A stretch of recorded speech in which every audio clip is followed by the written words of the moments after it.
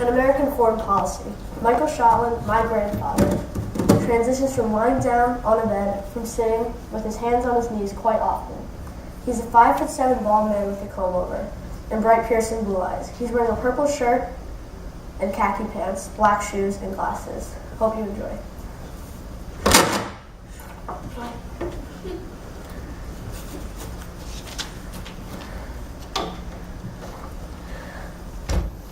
Well, that's a complex question, but I think we should be involved in the world.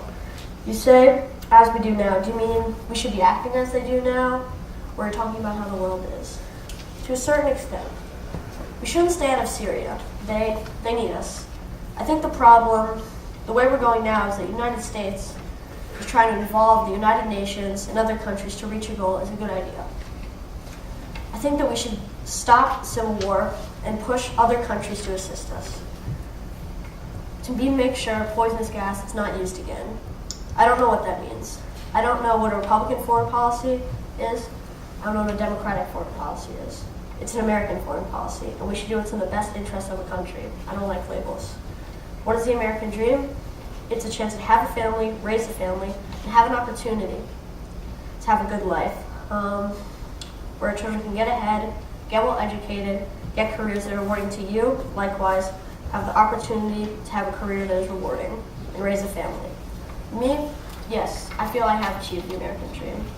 We're talking about the two wars in Iraq and Afghanistan. Iraq was a total mistake and has irrevocably changed the face of the Middle East and the history of the Middle East. Afghanistan is a little different. It's a little bit more complex because Afghanistan was a place where the terrorists who caused the attacks in 2001, they trained in Afghanistan with the help of the Afghanistani government. So that was the place that needed to be attacked.